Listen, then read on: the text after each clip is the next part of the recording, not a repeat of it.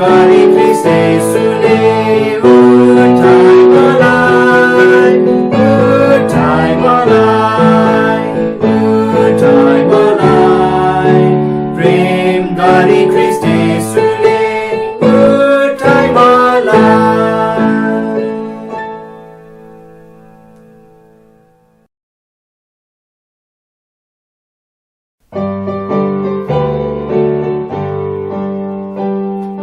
बाटो सत्य र जीवनमा हुँ, बाटो अर्को छैन, बाटो अर्को छैन।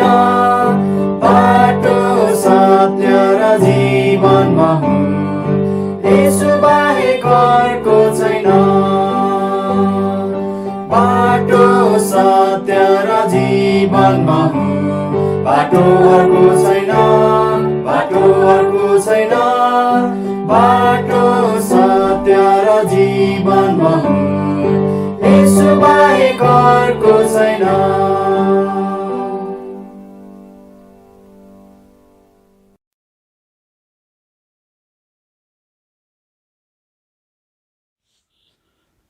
हुन्छ, तपाईहरु सबैजनालाई जय मसीह।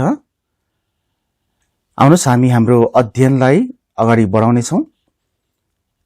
हामीले हाम्रो लडाई, हाम्रो शत्रु र हाम्रो हतियार यस विषयमा अध्ययन गरिरहेका छौं।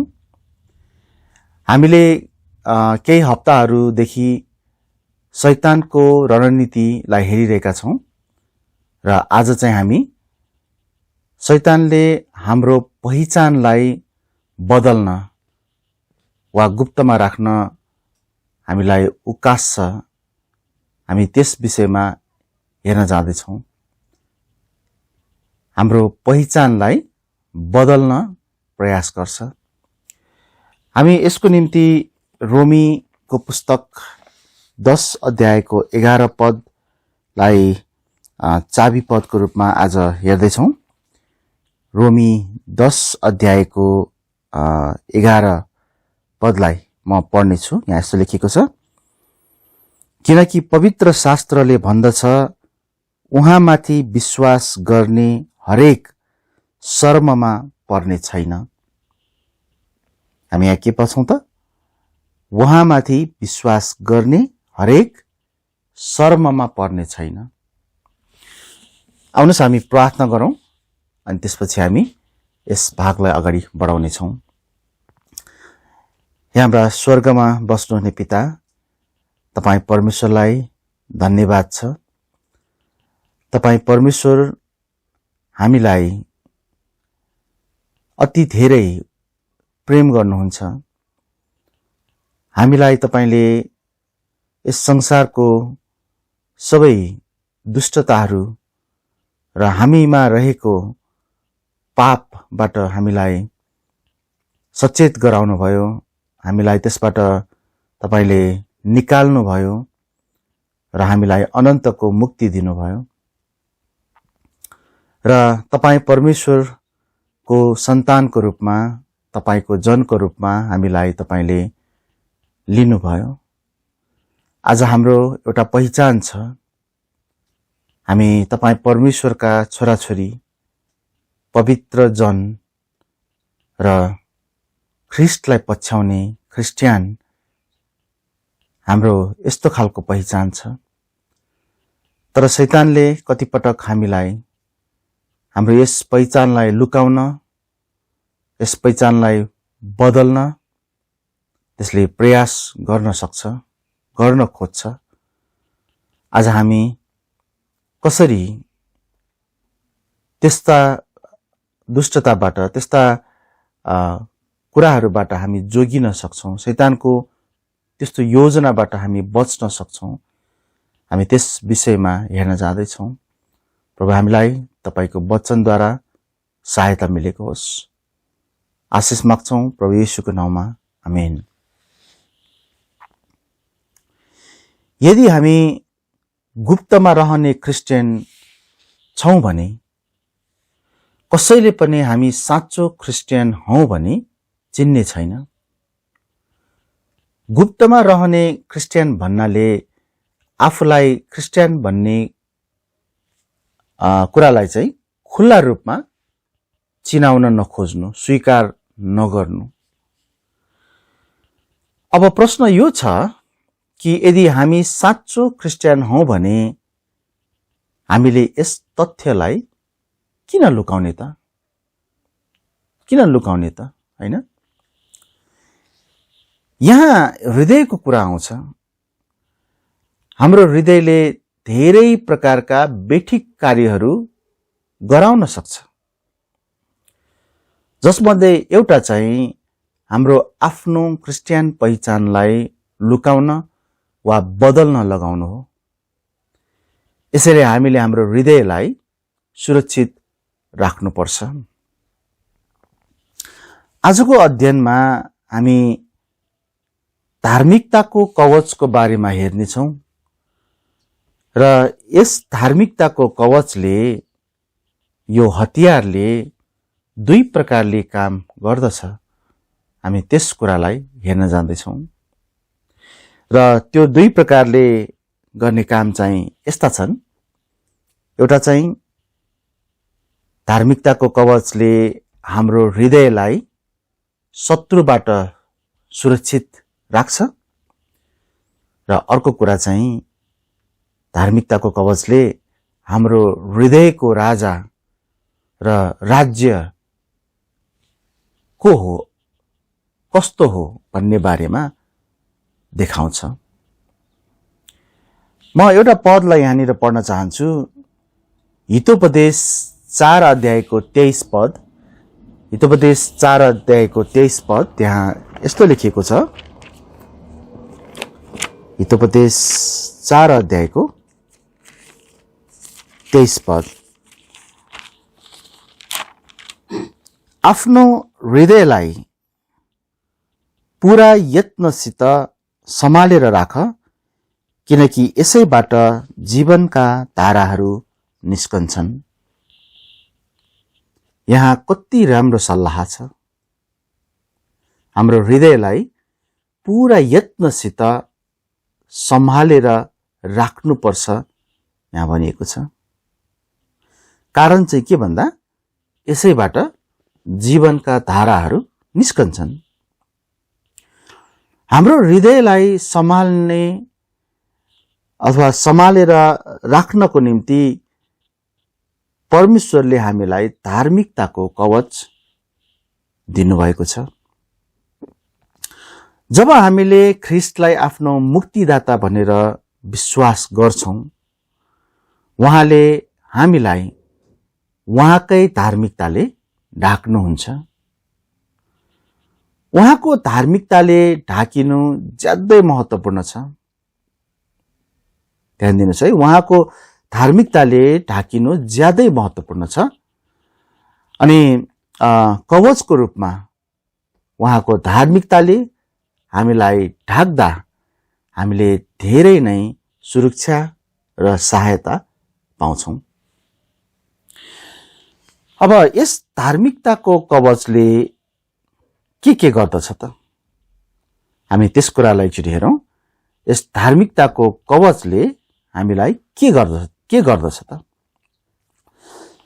पहिलो कुरा, यस धार्मिकताको कवचले हाम्रो हृदयलाई शत्रुबाट सुरक्षा दिन्छ, शत्रुबाट सुरक्षित राख्छ। यस हतियारले एक क्रिस्चियनको हृदयलाई शत्रुको आक्रमणहरूबाट जोगाउँछ। एक क्रिस्चियनलाई शत्रुले के कस्ता कुराहरूद्वारा आक्रमण गर्दछन् त? अब हामीले शत्रुले कस्तो प्रकारको रणनीति बनाएको छ भन्ने कुरालाई जान्नु छ भने त्यसले कस्तो कुराहरू प्रयोग गर्छ, त्यसले कसरी आक्रमण गर्छ, त्यो कुरालाई पनि जान्नु आवश्यक हुन्छ। हामी के देख्न सक्छौं भन्दा, जस्तो लोकप्रियताको प्रेम अथवा लोकप्रियतालाई प्रेम गर्ने, सुख विलासको प्रेम, रुपैयाँ पैसाको प्रेम, पर स्त्रीहरूप्रतिको प्रेम, सफलताको प्रेम, यस्ता कुराहरूद्वारा शत्रुले चाहिँ हामीलाई आक्रमण गर्छ। यी सबै कुराहरू चाहिँ हृदयलाई छिन्न भिन्न पार्ने कुराहरू हुन्, तर वास्तविक प्रेम होइनन्। हो, हामीले प्रेम गर्नुपर्छ, बाइबलले हामीलाई सिकाउँदछ प्रेम गर्नुपर्दछ, तर यो चाहिँ हामीले परमेश्वरको तरिकामा गर्नुपर्छ। मर्कुसको पुस्तक 12 अध्यायको 30 पददेखि 31 पदसम्म हामीले कसरी प्रेम गर्नुपर्छ भन्ने कुरालाई त्यहाँ सिकाइएको छ र हामीले कसलाई प्रेम गर्नुपर्छ त्यो पनि त्यहाँनिर भनिएको छ। मर्कुस 12 अध्यायको 30 पददेखि म 31 पदसम्म पढ्नेछु। अनि तिमीले परम प्रभु आफ्ना परमेश्वरलाई आफ्नो सारा हृदयले, आफ्नो सारा प्राणले, आफ्नो सारा मनले र आफ्नो सारा बलले प्रेम गर। पहिलो आज्ञा यही हो। अनि यो जस्तै दोस्रो छ, जो यो हो, तिमीले आफ्नो छिमेकीलाई आफैलाई चाहिँ प्रेम गर। यी भन्दा ठूलो अर्को कुनै आज्ञा छैन। यहाँनिर दुई समूह वा दुई व्यक्ति भनौं लाई प्रेम कसरी गर्नुपर्छ भन्ने सिकाइएको छ। पहिलो चाहिँ परमेश्वरलाई र दोस्रो चाहिँ आफ्नो छिमेकीलाई। यसलाई हामी अरू मानिसहरूलाई पनि भन्न सक्छौं, तर परमेश्वरलाई हामीले जसरी प्रेम गर्छौं नि, आफ्नो सारा हृदयले, आफ्नो सारा प्राणले, आफ्नो सारा मनले, आफ्नो सारा बलले, हो यसरी नै हामीले आफ्नो छिमेकीलाई पनि प्रेम गर्नुपर्छ। यो यस्तो प्रेम हो जसमा कुनै छल छैन, जसमा कुनै पाप स्वभाव छैन, जसमा कुनै स्वार्थ छैन है। यो चाहिँ प्रेम परमेश्वरले देखाउनु भएको प्रेम हो। अनि शैतानले यस्तो प्रकारले प्रेम गर्न अथवा यस्तो प्रकारको हृदय राख्न दिँदैन। हामीलाई यस्तो हृदयबाट चाहिँ अर्कै हृदय तर्फ चाहिँ परिवर्तन गर्ने शैतानको योजना हुन्छ। हाम्रो हृदयलाई शत्रुबाट सुरक्षित राख्नु भनेको यसलाई चाबी लगाउनु जस्तो, ताला लगाएर राख्नु जस्तो, र त्यसो गर्नाले चाहिँ हाम्रो हृदयले जे पायो त्यही गर्न नपाओस्, जे चाह्यो त्यही गर्न नदिने, त्यस्तो प्रकारको कुरा हो। एक साँचो क्रिस्चियनले आफ्नो हृदयले के गर्छ भन्ने कुरामा नियन्त्रण राख्दछ, राख्नुपर्छ। हामी केही पदहरूलाई हेर्नेछौँ र हामी यो कुरालाई बुझ्नेछौँ, आफ्नो हृदयलाई नियन्त्रणमा राख्नु भनेको कस्तो हो। हामीले आफूलाई मनलाग्दो कुरा गर्न हाम्रा सबै क्रिस्चियन जिम्मेवारीहरूलाई छाडिदिने, त्यस्तो दिन हाम्रो जीवनमा कहिले पनि हुनु हुँदैन। मतलब हाम्रो जीवनमा क्रिस्चियन जिम्मेवारीहरू छन्, त्यसलाई छाडेर आज एक दिन चाहिँ म आफूलाई मन लाग्ने कुरा गर्छु, मन लाग्दो कुरा गर्छु, त्यस्तो हुनु हुँदैन। यस्तो त मूर्खहरूले मात्र गर्छ, क्रिस्चियनहरूले होइन। हितोपदेश 18 अध्यायको 2 पदलाई हेरौं न। त्यहाँ यसको विषयमा के भनिएको छ। हितोपदेश 18 अध्यायको 2 पद, मूर्ख मान्छे समझको कुरामा होइन तर आफ्नो हृदयको कुरा प्रकट गर्नुमा आनन्दित हुन्छ। यहाँ हृदयको कुरा छ, तर यो हृदय कस्तो छ त भन्दाखेरि आफ्नो हृदयमा आफूलाई जे मन लाग्छ, जे आउँछ त्यही कुरा चाहिँ प्रकट गर्ने। अनि यो चाहिँ परमेश्वरले हामीलाई दिनुभएको हृदय जस्तो, ईश्वरीय हृदय जस्तो होइन। यो चाहिँ आफूलाई मन लाग्दी गर्ने खालको हृदय भयो। अर्को कुरा, हामीले परमेश्वरको आज्ञाहरूलाई पालना गर्न मन लगाउनु पर्छ। परमेश्वरको आज्ञाहरूलाई पालना गर्नु पर्दछ, किनभने ती आज्ञाहरूले हाम्रो निम्ति लामो आयु र शान्ति थपिदिनेछ है। हाम्रो लागि चाहिँ लामो आयु र शान्ति थपिदिनेछ। हितोपदेश 3 अध्यायको 1 पद अनि 2 पद हामी एकचोटि पढौँ न। हितोपदेश 3 अध्यायको 1 पद र 2 पद। यहाँ यस्तो लेखेको छ, हे मेरा छोरा, मेरो अर्तीलाई नबिर्स, तर तिम्रो हृदयले मेरा आज्ञाहरू पालना गरोस्, किनभने तिनीहरूले तिमीलाई लामो आयु, जीवनका वर्षहरू र शान्ति थपिदिनेछन्। यो परमेश्वरको वाचा हो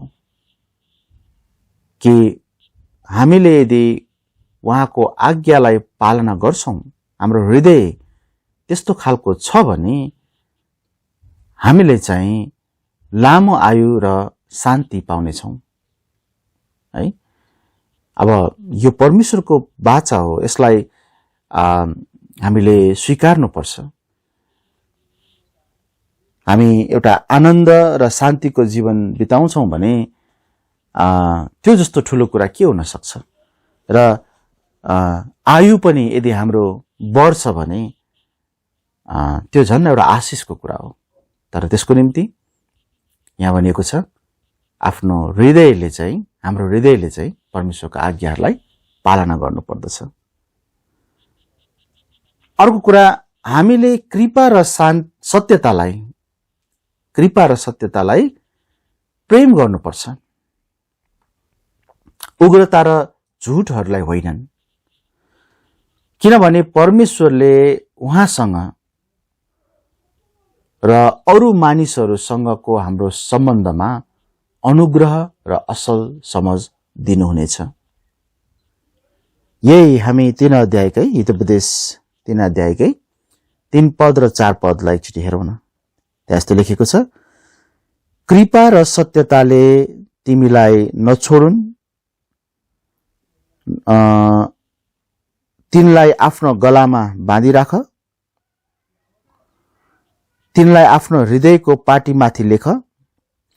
यसो गर्नाले तिमीले परमेश्वर र मानिसको दृष्टिमा अनुग्रह र असल समझ पाउनेछौ। यहाँनिर हामी के देख्छौं भन्दाखेरि 3 पदमा चाहिँ हृदयमा त्यहाँनिर सत्यतालाई र त्यसलाई चाहिँ आफ्नो हृदयमा, सत्यतालाई र कृपालाई आफ्नो हृदयमा राख्न भनिएको छ। अनि त्यो गर्नाले चाहिँ के हुन्छ त? 4 पदमा त्यसको परिणाम देखाइएको छ। मानिससँग पनि परमेश्वरसँग पनि है हाम्रो सम्बन्ध चाहिँ राम्रो हुन्छ। किन? परमेश्वर र मानिसको दृष्टिमा हामीले चाहिँ अनुग्रह र असल समझ पाउने छौं। परमेश्वरले हामीलाई त्यो दिनुहुनेछ, सम्बन्ध राम्रो बनाउनको निम्ति, ठीक राख्नको निम्ति त्यो भनिएको छ। यसैगरी हामी अर्को कुरा हेर्छौं भने,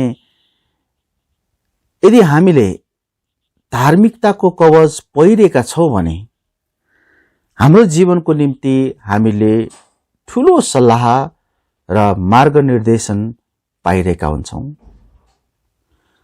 जब हामीले परमेश्वरलाई आफ्नो सारा हृदयले भरोसा राख्छौं, उहाँले हाम्रो जीवनलाई सफल तुल्याउनुहुनेछ।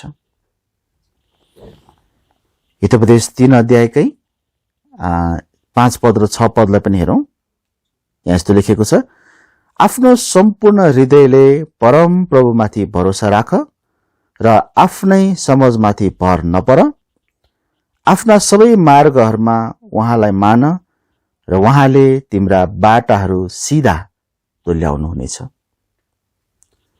यहाँ पनि तपाईँ फेरि देख्न सक्नुहुन्छ, हाम्रो सम्पूर्ण हृदयले परम प्रभुमाथि भरोसा राख्न भनिएको छ, आफ्नो समझमाथि होइन भनिएको छ। जब हामी परमेश्वरबाट यसरी सहायता पाउँछौं, उहाँबाट भरोसा पाउँछौं, हाम्रो जीवन सफल हुन्छ, हाम्रा बाटाहरू सिधा हुनेछन्। यहाँ त्यो भनिएको छ।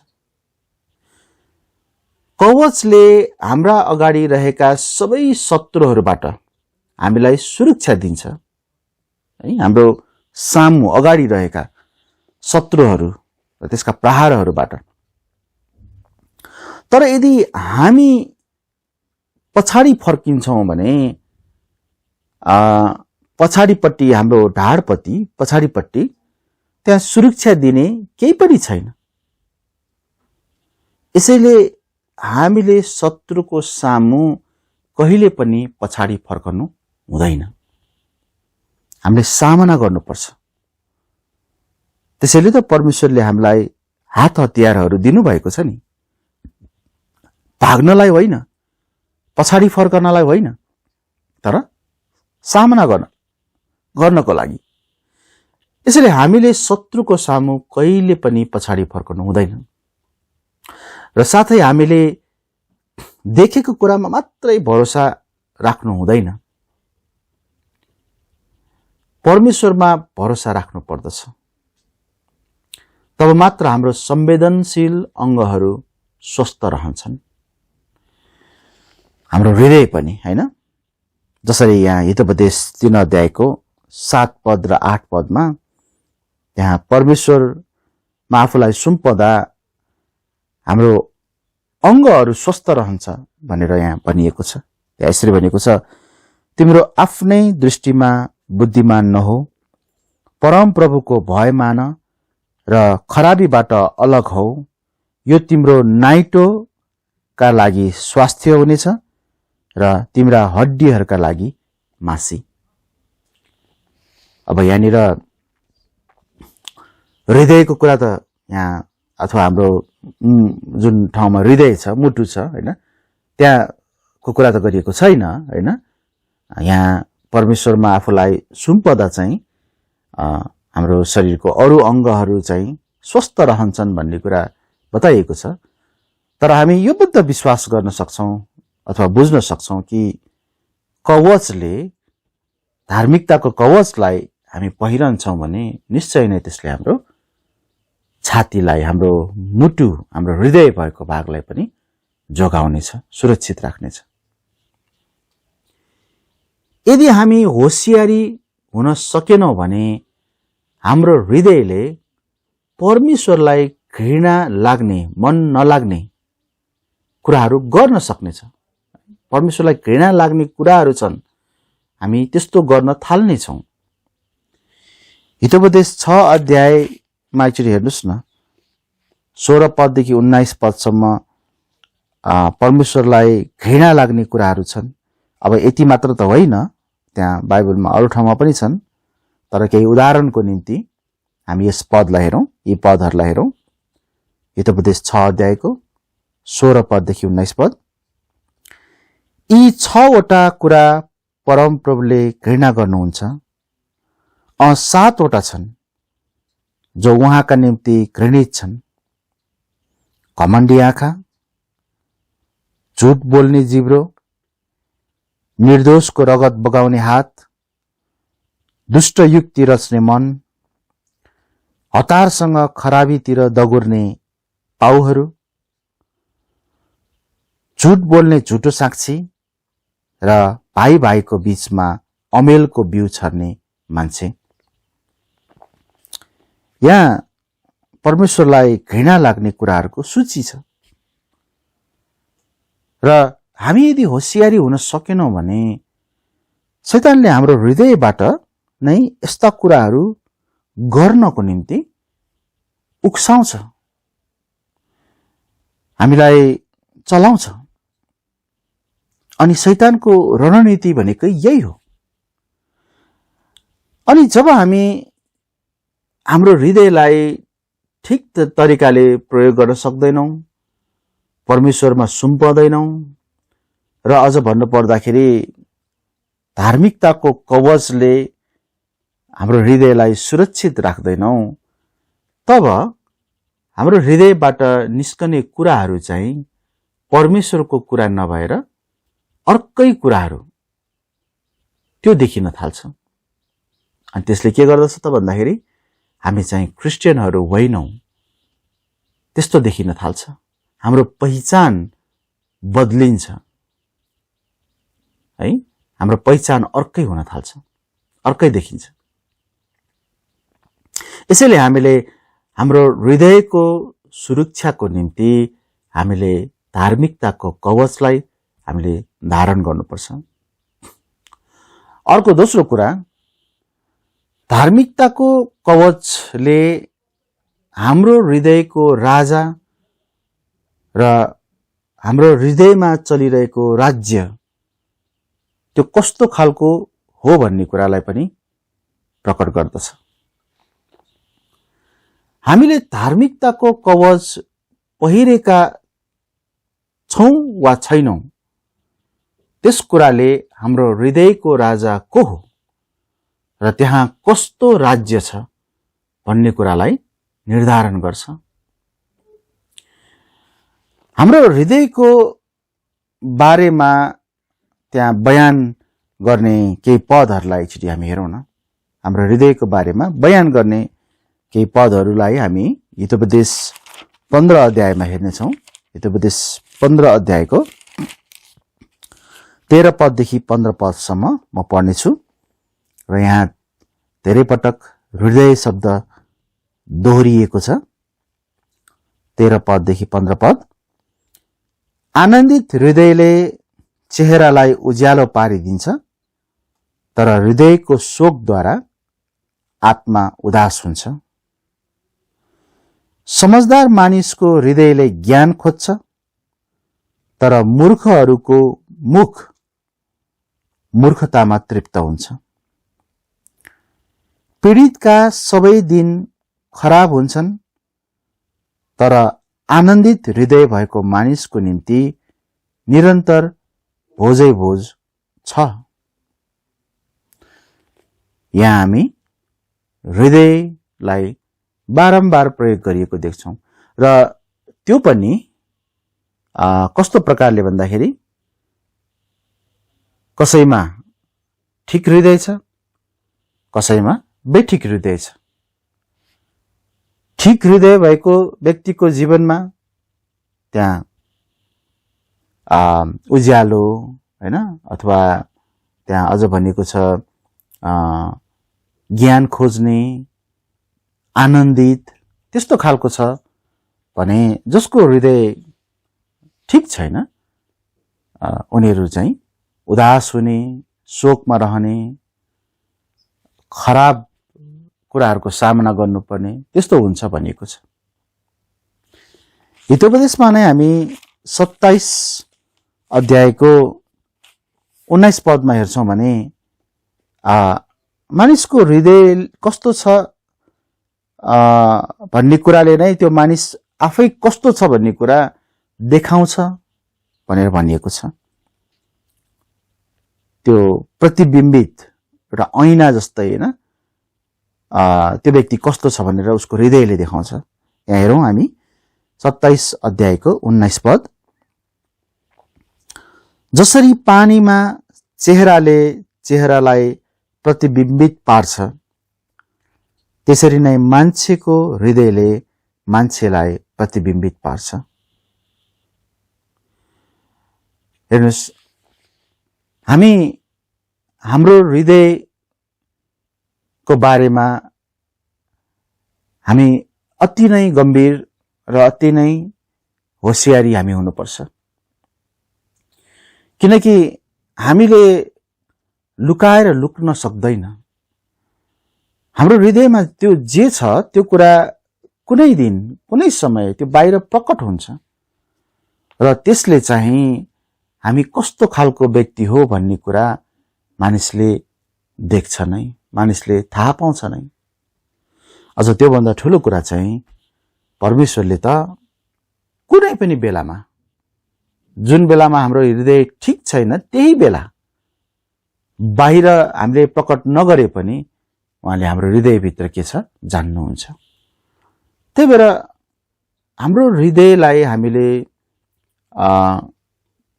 कसरी, कस्तो ठाउँमा, कस्तो अवस्थामा हामीले राखेका छौं त्यो एकदमै महत्त्वपूर्ण रहेछ। म यहाँनिर के जोड्न चाहन्छु भन्दा हामीले लडाईँको कुराहरू गरिरहेका छौं यस अध्ययनमा। सैनिक, एउटा सेनाको कुरा गरिरहेका छौं। सैनिकहरूको कवचलाई तपाईले हेर्नुभयो भने र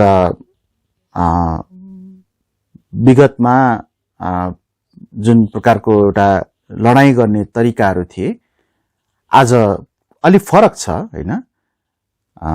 तर पनि विगतमा होस् या आज सैनिकले लगाउने पोशाकमा आज पनि र पुरानो समयमा चाहिँ कवचमा प्राय जसो एउटा आधिकारिक प्रतीक, एउटा निशान हुन्छ र त्यसले चाहिँ उसको आफ्नो राज्यको प्रतिनिधित्व गरिरहेको हुन्छ।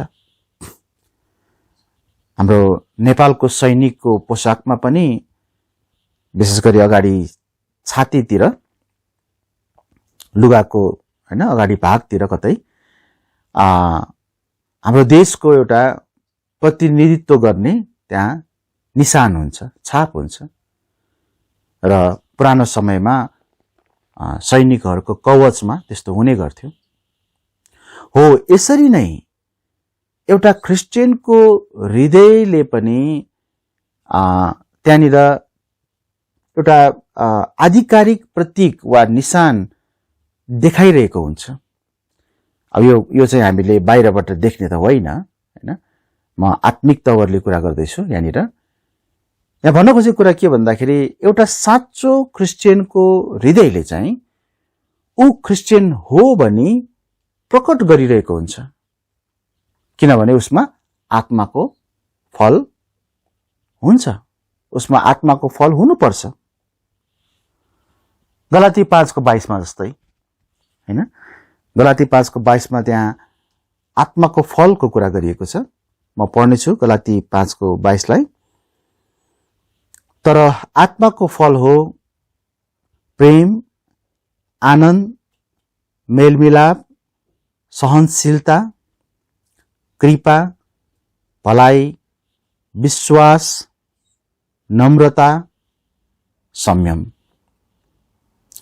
अब बुझ्नुस् है, एउटा साँचो क्रिस्चियनमा यदि यी फल, यी आत्माको फल छ भने त्यो चाहिँ के भयो त, उसको हृदय ठिक खालको छ भन्ने कुरालाई चाहिँ एउटा प्रतिबिम्बित गरिरहेको, देखाइरहेको वा साँचो हृदयको प्रतिनिधित्व गरिरहेको छ यी कुराहरूले।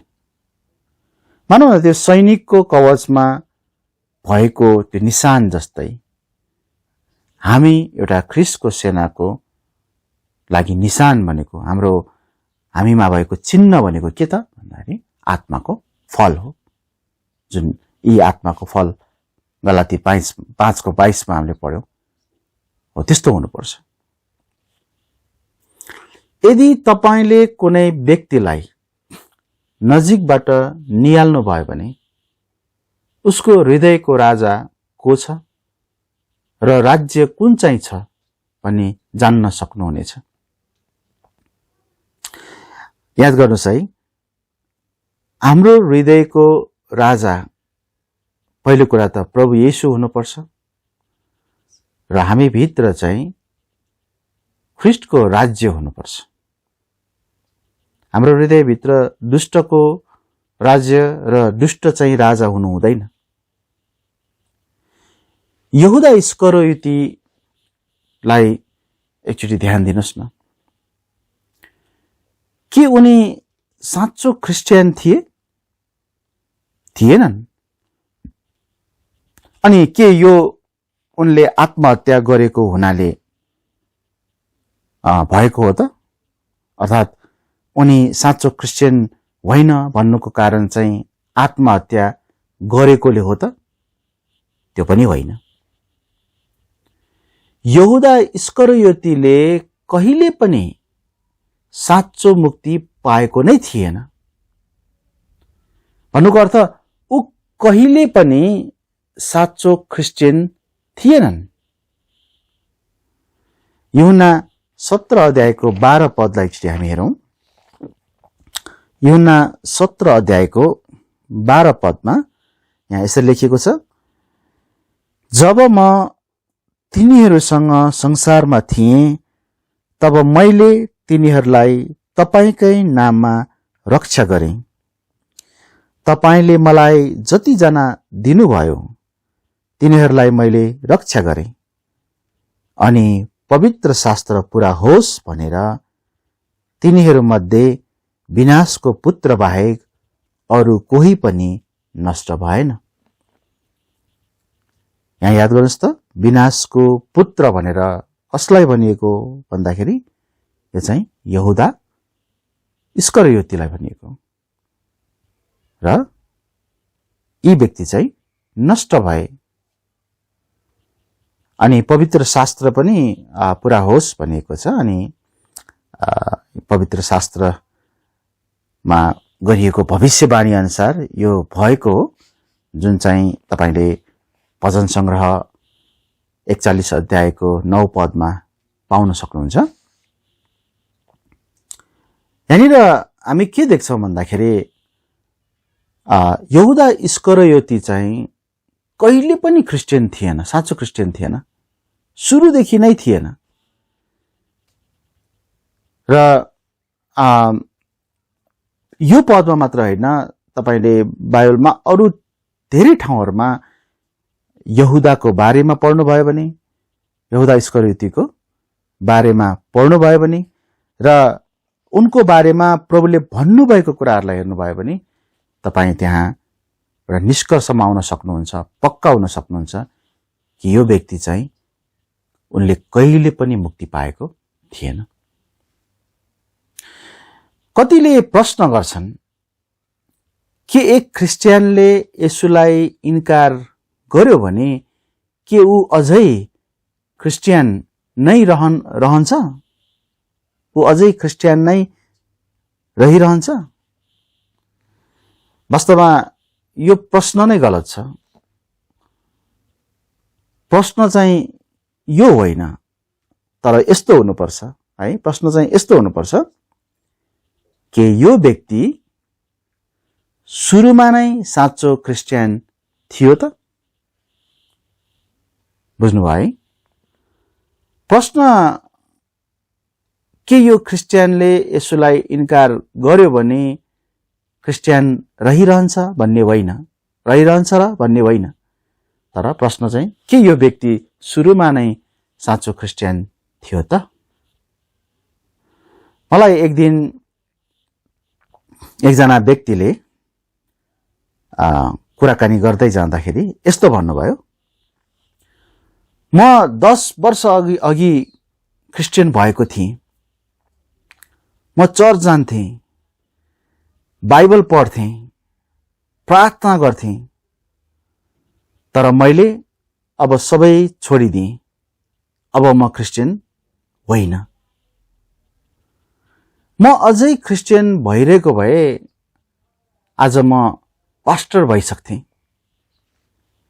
उहाँले मलाई त्यस्तो भन्नुभयो। अनि मैले उहाँलाई प्रेम साथ जवाफ फर्काए, तपाई भ्रममा पर्नुभयो। तपाई कहिल्यै साँचो क्रिस्चियन हुनुभएकै थिएन। तपाई कहिल्यै साँचो क्रिस्चियन हुनुभएकै थिएन। अनि मैले उहाँलाई साँचो सुसमाचार सुनाउनु पर्यो। अब उहाँले किन यस्तो भन्नुभयो, उहाँ कस्तो चर्चमा जानुहुन्थ्यो, उहाँले के विश्वास गर्नुभएको थियो, धेरै कुराहरू त्यहाँ निस्कियो जुन म यहाँ तपाईहरुलाई बाँड्न अहिले म समयले भ्याउँदिन। तर उहाँले म क्रिस्चियन हुन छोडे भन्नुभएको कुरा सत्य होइन, किनभने उहाँ कहिले पनि क्रिस्चियन हुनुहुन्न थियो। यहुदा पनि ख्रिस्टसँगै हिँड्थे, तर त्यसो भन्दैमा साँचो चेला थियो भन्ने त होइन। यसैले पछिल्लो समयमा आएर कसैले ख्रिस्टलाई धोका दियो वा त्याग्यो भन्दैमा ऊ त्यस बेला अब आएर चाहिँ क्रिस्चियन रहेन भन्ने होइन, त्यस्तो होइन। तर त्यो व्यक्ति वास्तवमा सुरुबाट नै साँचो क्रिस्चियन थिएन। यदि तपाई साँचो क्रिस्चियन हुनुहुन्छ भने तपाईले एकपटक पाउनु भएको मुक्ति सधैँको निम्ति हो। यसलाई कसैले अलग गर्न सक्दैन, कसैले खोज्न सक्दैन। त्यो सम्भावना नै छैन, त्यो हुनै सक्दैन। बाइबलमा धेरै ठाउँहरुमा तपाई पढ्न सक्नुहुन्छ। रोमी 8 अध्यायको 30 पददेखि 39 पद, यूहन्ना 10 अध्यायको 27 देखि 30, पहिलो पत्रुस 1 अध्यायको 3 देखि 5 सम्म तपाई त्यहाँ पढ्नु भयो भने के पाउनुहुन्छ भन्दाखेरि एक पटकको मुक्ति सधैँको निम्ति हो। यसैले एउटा साँचो क्रिस्चियनको मुक्ति कहिल्यै गुम्न सक्दैन। हिब्रू 10 अध्यायको 36 पददेखि 39 पद अनि 11 अध्यायको 1 पद पनि पढ्नुस् न। हामी चाहिँ अहिले एउटा पदलाई हेरौं। हिब्रू 10 को 39, हिब्रू 10 अध्यायको 39 पदमा यहाँ यस्तो लेखिएको छ, म पढ्नेछु। तर हामी तिनीहरू मध्येका होइनौं जो नाश हुनलाई पछि हट्छन्, तर तिनीहरू मध्येका हौं जो प्राण बचाउनलाई विश्वास गर्छन्। यहाँ महत्त्वपूर्ण कुरा के रहेछ? विश्वास। हामी यदि साँचो क्रिस्चियन हौं भने हाम्रो प्राण बाँचेको छ, बाँच्छ। त्यो चाहिँ के कारणले? विश्वासको कारणले हो। तर यो भन्दा अगाडिपट्टिको यो वाक्यलाई हेर्नुभयो भने पछि हट्नेहरू त नाश हुनको निम्ति हो, हैन? यहाँनिर विश्वास छैन उनीहरुमा, उनीहरुले विश्वास गरेकै थिएन। र हामी चाहिँ तिनीहरू मध्ये होइनौं, साँचो क्रिस्चियनहरु चाहिँ तिनीहरू मध्ये होइनन् भनेर भनिएको छ। यहाँ हामी आफै नै साँचो क्रिस्चियन र झुटो क्रिस्चियन तुलना गर्न सक्छौं। साँचो क्रिस्चियन सुरुदेखि नै उसले प्रभु येशूलाई विश्वास गरेको हुन्छ, मुक्ति पाएको हुन्छ। तर झुटो क्रिस्चियनले सुरुदेखि नै प्रभु येशूलाई विश्वास गरेको हुँदैन, मुक्ति पाएको हुँदैन। मुखले त गर्ला, कतिजनाले गर्छन्, हैन? हामी कतिचोटि मानिसहरूको मुखले गरेको विश्वासको कारणले गर्दाखेरि हामीलाई पनि अलमल हुन्छ। पछि गएर त्यो व्यक्ति जब ख्रीष्टलाई इन्कार गर्छ, हामी कहिलेकाहीँ छक्क पनि पर्छौं नि, हैन? यो मानिसले त त्यो बेलामा स्वीकार गरेको थियो त। तर त्यो चाहिँ मुखले मात्र रहेछ, हृदयले होइन रहेछ। हृदय महत्त्वपूर्ण कुरा हो। यदि कुनै व्यक्तिले यसुलाई इन्कार गर्छ भने त्यसमा दुई कारणहरू हुन सक्छन्। पहिलो कारण चाहिँ उसले यसु को हुनुहुन्छ भनी राम्रोसँग सत्यता जानेर पनि झुट बोल्दै इन्कार गरेको हुन सक्छ। मतलब उसले यसु ख्रीष्टलाई राम्रोसँग चिनेको छ, विश्वास पनि गरेको छ, मुक्ति पनि पाएको छ, तर उसले कुनै कारणले त्यहाँ झुट बोल्यो, इन्कार चाहिँ झुट बोल्दै इन्कार गर्यो। पत्रुसको सवालमा यस्तो भएको थियो नि, हैन? एउटा पद पढौँ न हामी, मत्ती 26 अध्यायको 34 पदमा।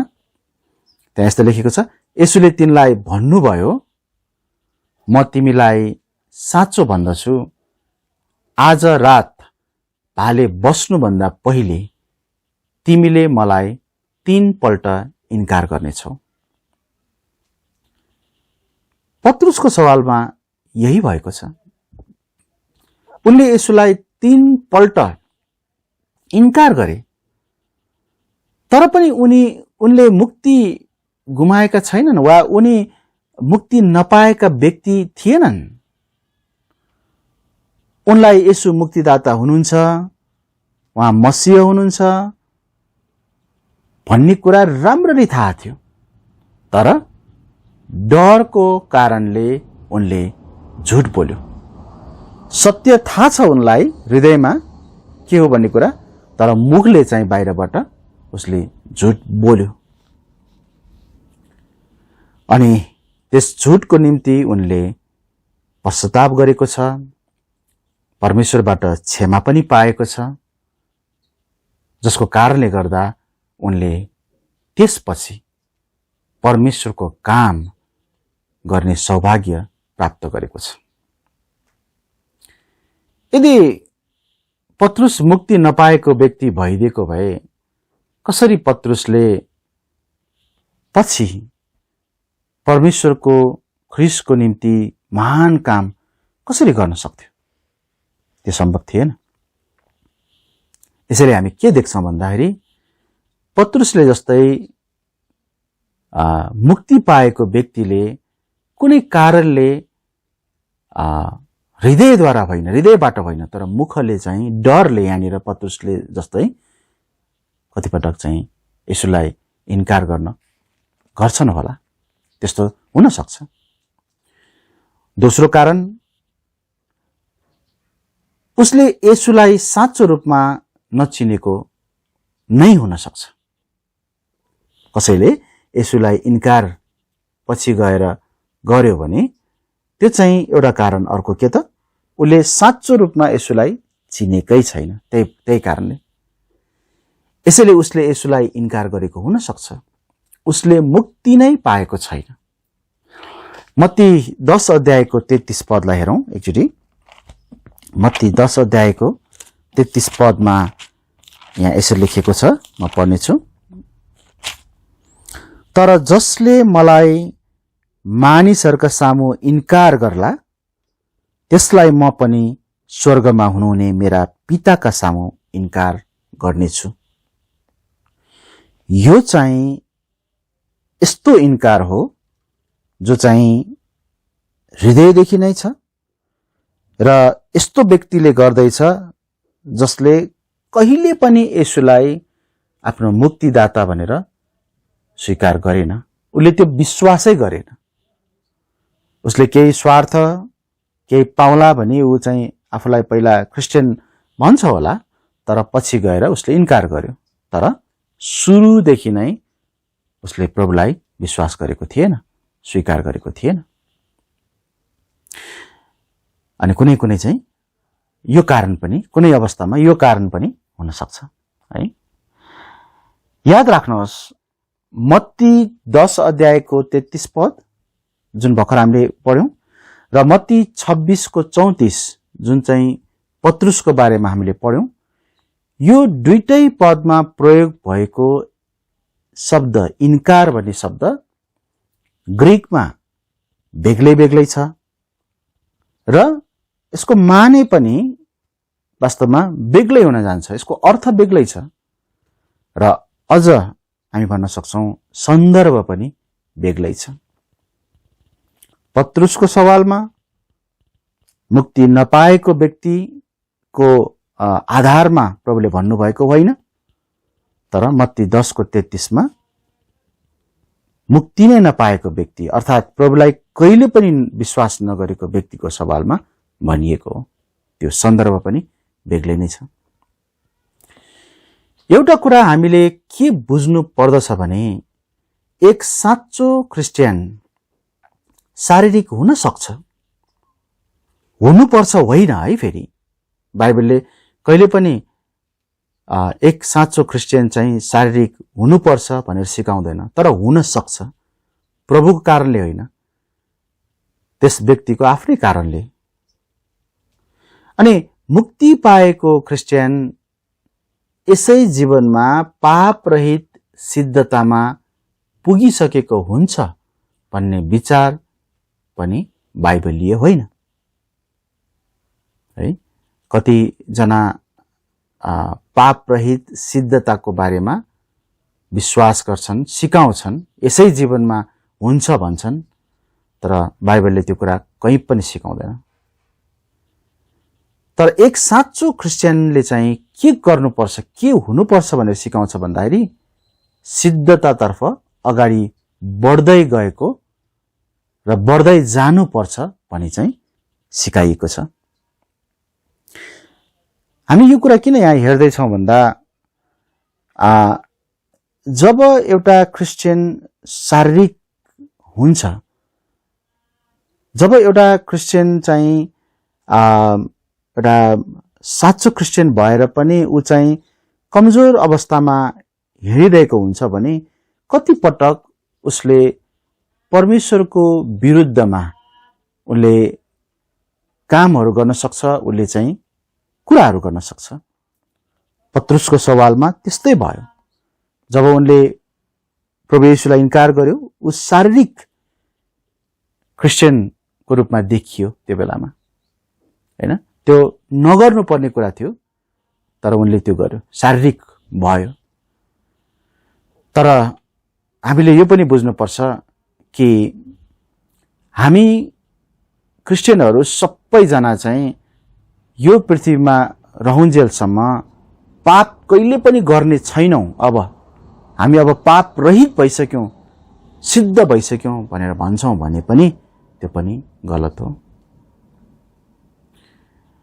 अब हामी यो संसारमा, यो पृथ्वीमा रहँदा हामी यदि शारीरिक भइरहेका छौं, यदि हामी बढिरहेका हुँदैनौं, प्रभुलाई मन नपर्ने कुराहरू गरिरहेका छौं भने प्रभुले कसरी हामीलाई त्यसको न्याय गर्नुहुन्छ त? बाइबलमा हामी स्पष्ट पढ्न पाउँछौं। हिब्रू 10 अध्यायमा 12 अध्यायमा परमेश्वरले त्यस्तो क्रिस्चियनहरूलाई चाहिँ सही ठाउँमा ल्याउनको निम्ति ताडना दिनुहुन्छ,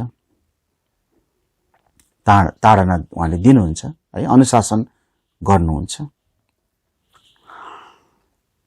आज हामीले शैतानले हाम्रो पहिचानलाई बदल्न वा लुकाउन प्रयास गर्छ भन्ने कुराको बारेमा हेर्यौं।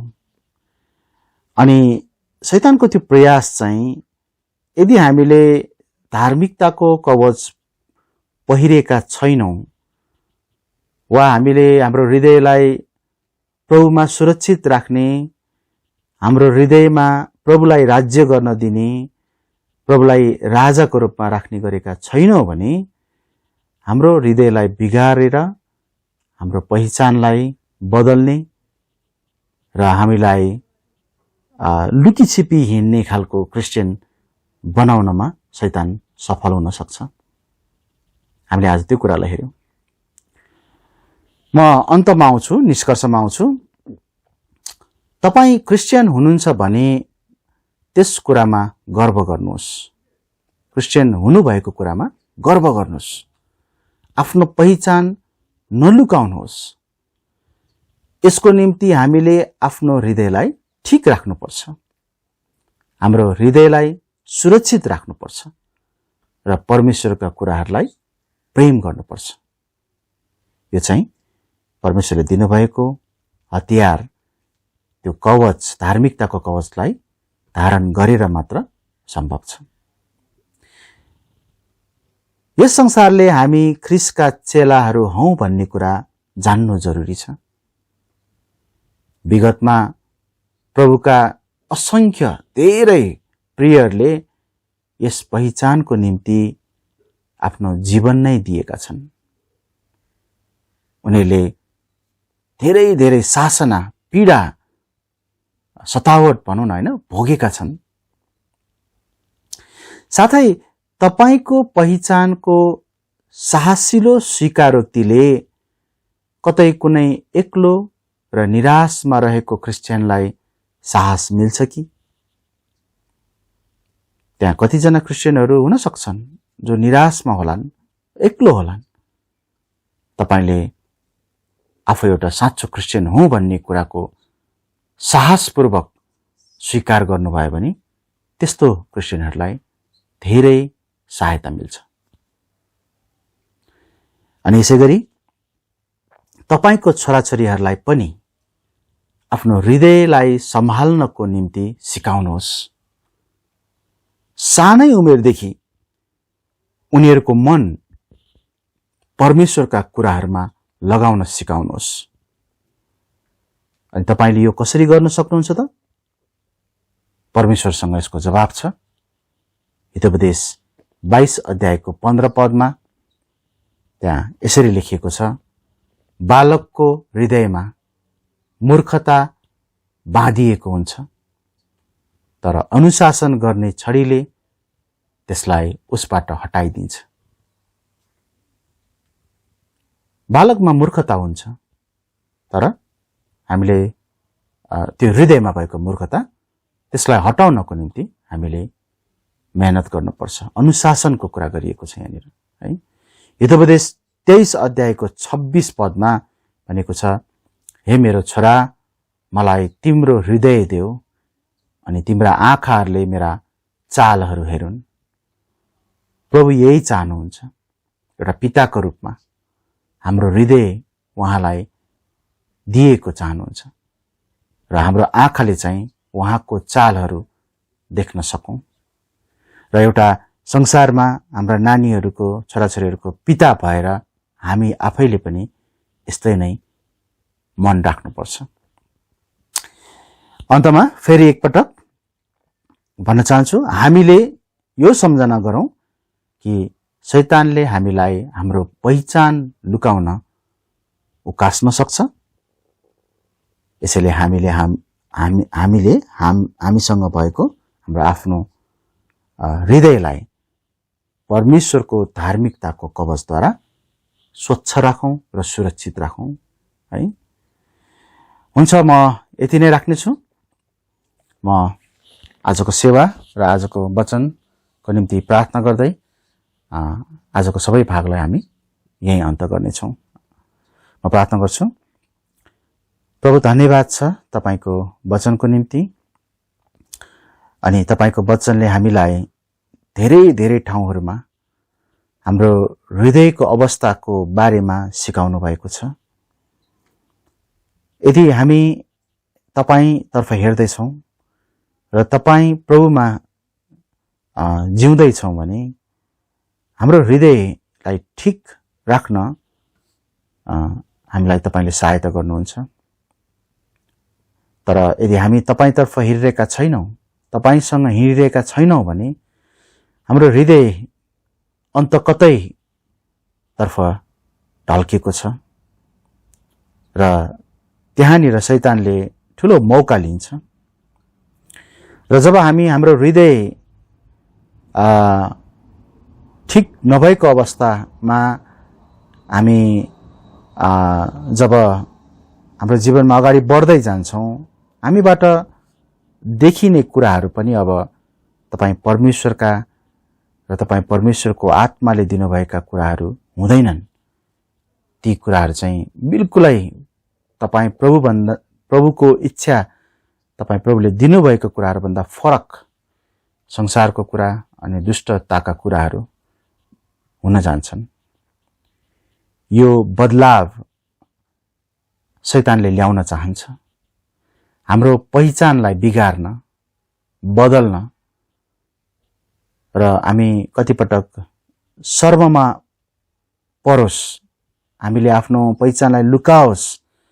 शैतानले यही चाहन्छ, ताकि तपाईँ परमेश्वरको निन्दा होस्, ताकि तपाईँ परमेश्वरको काम, तपाईको नाम पनि अगाडि बढ्न नसकोस्, प्रचार नहोस्। शैतानले त्यो इच्छा गर्दछ।